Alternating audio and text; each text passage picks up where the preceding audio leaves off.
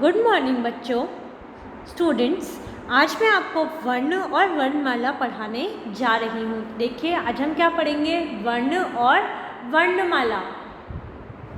देखो, वर्ण, जैसा कि हमने पिछले अध्याय में पढ़ा कि भाषा के दो रूप होते हैं। पिछले अध्याय में हमने क्या पढ़ा था? भाषा। देखो, भाषा क्या होती है कि जब हम अपने मन के बात, भाव या विचारों को दूसरों को बोलकर या लिखकर समझाते हैं और दूसरों के मन के भाव या विचारों को स्वयं समझते हैं तो उसे हम भाषा कहते हैं। और इसके कितने रूप होते हैं? दो। कौन कौन से? मौखिक और लिखित। मौखिक क्या होते हैं? जब हम अपने मन के भाव या विचारों को बोलकर समझाते हैं और दूसरों के मन के भाव या विचारों को खुद बोलकर समझते हैं तो उसे मौखिक भाषा कहते हैं। इसी तरह लिखित भाषा क्या होती है कि जब हम अपने मन के भाव या विचारों को दूसरों को लिखकर बताते हैं और दूसरों के मन के भाव या विचारों को स्वयं लिखकर समझते हैं तो उसे हम लिखित भाषा कहते हैं। देखिए, मौखिक भाषा। मौखिक भाषा में हम ध्वनियों का प्रयोग करते हैं। जब हम मौखिक भाषा बोलते हैं तो उसमें हम क्या करते हैं?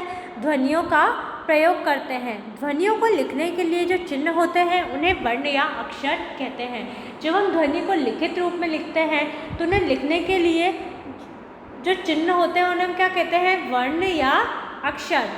जैसे देखो, ये चित्र देखो, ये चित्र किसका है? कमल का। तो देखो यहाँ पर कैसे लिखा गया है? क प्लस अ प्लस म प्लस अ प्लस ल प्लस अ। देखो, यहाँ पे हर व्यंजन के बाद अ आया हुआ है। क के बाद अ है, म के बाद अ है, ल के बाद अ है। और जब आप इन व्यंजनों को ध्यान से देखेंगे तो इन सबके नीचे हलंत लगा हुआ है। क्यों? क्योंकि कोई भी व्यंजन बिना अ स्वर की सहायता के नहीं बोला जा सकता। ठीक है? जैसे ही हम किसी भी व्यंजन में से अ स्वर को अलग करेंगे तो वो जो व्यंजन है वो क्या हो जाएगा? अधूरा हो जाएगा। और अधूरे व्यंजन को हम कैसे लिखते हैं? नीचे हलंत लगा के। ठीक है? तो देखो, अब हम इसको कैसे जोड़ेंगे? सबसे पहले क। जब हम क लिखेंगे, जब हम क में अ जोड़ेंगे तो क के नीचे से हलंत हटा देंगे। अब म और फिर ल मिलकर क्या बना? कमल। अब अगला देखो, वर्ण भाषा की सबसे छोटी इकाई है। वर्ण के और छोटे टुकड़े नहीं किए जा सकते। देखो बच्चों, जो वर्ण होता है वो भाषा की क्या होती है? सबसे छोटी इकाई। ठीक है? और जो वर्ण है उसके और छोटे टुकड़े नहीं किए जा सकते। देखो, शब्द, पहले वर्ण, फिर शब्द और फिर वाक्य। तो देखो, शब्द के टुकड़े करके हम क्या कर सकते हैं? अलग अलग वर्ण लिख सकते हैं। वाक्य के टुकड़े करके हम क्या कर सकते हैं? अलग अलग शब्द लिख सकते हैं।